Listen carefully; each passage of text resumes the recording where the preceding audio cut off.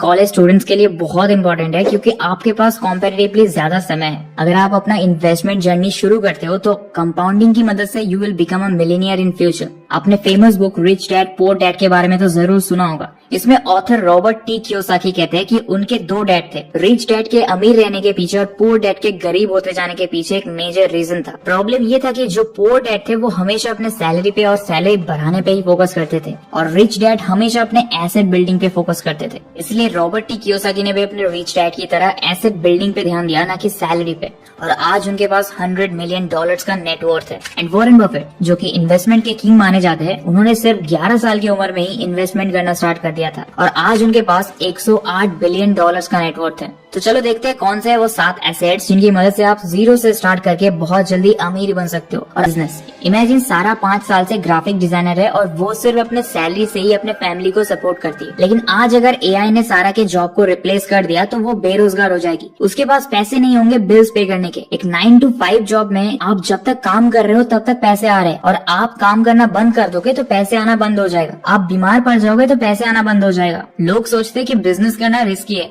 लेकिन क्या आपको ये नहीं लगता कि सिर्फ सैलरी पे डिपेंडेंट रहना ज्यादा रिस्की है? आप मंथली ₹10K जनरेट करने के लिए इजीली एक बिजनेस क्रिएट कर सकते हो। पहले ट्रेडिशनल बिजनेस में आपको टाइम, पैसे, नेटवर्क एंड फिजिकल स्टोर चाहिए होता था, लेकिन आज डिजिटल बिजनेस के लिए आपको सिर्फ इंटरनेट चाहिए। एंड बिजनेस करके आप बहुत सारे पैसे भी बचा सकते हो क्योंकि आपको जीएसटी रिबेट मिलता है। फॉर एग्जांपल, मुझे एक आईफोन खरीदना है तो अगर मैं एक सैलरीड एम्प्लॉय होता तो मुझे ये आईफोन करीबन 80,000 में खरीदना पड़ता, लेकिन जस्ट बिकॉज मेरा एक बिजनेस है तो मुझे जीएसटी रिबेट मिलेगा और मैं ये सेम आईफोन 10 से 14,000 कम कीमत में खरीद सकता हूँ। तो इसी तरह बहुत सारे प्रोडक्ट्स में आप जीएसटी का इनपुट क्रेडिट्स ले सकते हो। दूसरा फायदा ये है कि आप ज्यादा टैक्स देने से बच सकते हो। फॉर एग्जांपल, अगर एक सैलरीड एम्प्लॉय को 15 लाख का कार खरीदना हुआ तो उसको टीडीएस, इनकम टैक्स, ये सभी देना पड़ेगा। लेकिन ऑपोजिट साइड में एक बिजनेस ओनर अपना बिजनेस एक्सपेंसेस दिखा के टैक्सेबल इनकम को कम कर सकता है। कैसे? मान लीजिए एक छोटी जूस की दुकान हर साल 10 लाख कमाती है, लेकिन वो 2 लाख रेंट देती है, 3 लाख सैलरीज में खर्च करती है और 1 लाख इक्विपमेंट में, तो अब बचे हुए 4 लाख पे ही उनको टैक्स लगेगा। अब देखते हैं आप बिजनेस करके महीने में 10,000 कैसे कमा सकते हो। जरूरी नहीं है कि हमें टाटा या बिरला जैसे बड़ा बिजनेस ही बनाना है। आप पावर ऑफ स्मॉल थिंकिंग को समझो। अगर आप मान लो 100 रुपीज का फोन केस महीने में 100 लोगों को भी बेचते हो तो ऑनलाइन आपका 10K साइड इनकम इजीली बन जाएगा। या आप 1000 रुपीज का कोई बुक सिर्फ 10 लोगों को बेच सकते हो तो एक महीने में। या आप 10,000 रुपीज का प्रोडक्ट बना के महीने में ओनली एक कस्टमर को बेच के भी अपने गोल को अचीव कर सकते हो। आई होप आप समझ गए बिजनेस ओन करने के फायदे। अब बढ़ते हैं सेकंड एसेट की तरफ, जो है रियल एस्टेट। चाइना को भी पीछे छोड़ के इंडिया पॉपुलेशन में नंबर 1 पोजीशन पे आ गया है,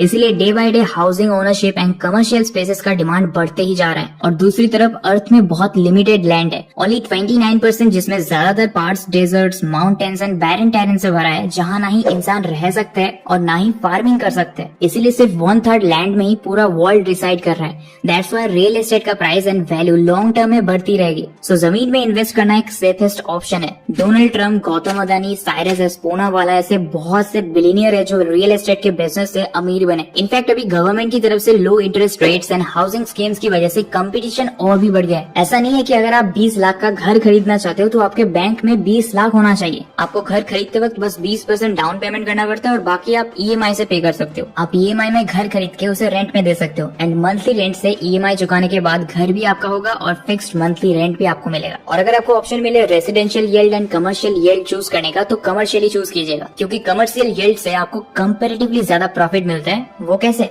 तो चलिए समझते हैं। रियल एस्टेट से पैसे आपको 2 सिचुएशन में मिल सकता है। पहले, जब आपने घर किराए पे दे दिया हो तो मंथली आपको कुछ पैसे मिलेंगे, और दूसरा, जब आप जमीन 2023 में खरीद के कुछ साल होल्ड पे रखे और 2027 में उसको बेच दिए तो उसमें प्रॉपर्टी प्राइस एप्रिसिएशन हुआ, तो आपका टोटल यील्ड कितना हो गया? Rental yield plus property price appreciation. तो देखिए, फ्लैट रेंट पे देने से आपको रेंटल यील्ड करीबन 2 से 3% मिलता है और वही कमर्शियल प्रॉपर्टी रेंट पे देने से आपको 3 से 4% रेंटल यील्ड मिलता है। इसीलिए बेटर है कि आप कमर्शियल प्रॉपर्टी खरीदने की कोशिश करो। रियल एस्टेट से पैसे बनाने का दूसरा अप्रोच हो सकता है house flip strategy. For example, mister Kapoor के गांव में एक घर था जिसको कोई खरीद नहीं रहा था क्योंकि उस घर की हालत खराब थी और पास में एक ओपन सीवेज भी था। तो मिस्टर कपूर ने क्या किया, वो कम पैसे में उस प्रॉपर्टी को खरीद के उसकी रिपेयरिंग करवाई और ओपन सीवेज को बंद कर दिया, फिर इस प्रॉपर्टी को 3x प्राइस में बेच दिया। इसे कहते हैं हाउस फ्लिप स्ट्रेटेजी। लेकिन अगर आपको अपना पैसा 2 से 3 सालों में ही चाहिए तो इसमें इन्वेस्ट ना करें, क्योंकि हो सकता है कि लॉन्ग टर्म के लिए आपका प्रॉपर्टी ना बिके। तो चलो देखते हैं आप मंथली रियल एस्टेट से 10K कैसे कमा सकते हो। फॉर एग्जाम्पल आप 22 लाख का घर लिए तो उसमें आपको 3% रेंटल यील्ड मिल गया प्लस 2 से 3% प्रॉपर्टी अप्रिशिएशन मिल गया is equal to 6% profit per year. तो 22 लाख का आपको 1,32,000 रिटर्न मिल गया पर ईयर। तो मंथली आपका 11,000 जैसा इनकम जनरेट होता है। अब इसमें मेंटेनेंस कॉस्ट टैक्स वगैरह लग जाएगा लेकिन फिर भी आपको कुछ रेंटल प्रॉफिट मिलता है। तो इसके बारे में अच्छे से रिसर्च करके आप रियल एस्टेट में इन्वेस्ट कर सकते हैं। अब आगे बढ़ते हैं एसेट नंबर 3 की तरफ जो है paper asset. For example stocks, mutual funds या index funds, bonds, crypto currency, इन सबको आप छू नहीं सकते। ये सब बस पेपर्स पर होते हैं। अगर आप रिलायंस का स्टॉक्स खरीद लेते हो तो वो आपके डीमैट अकाउंट में पड़ा रहेगा,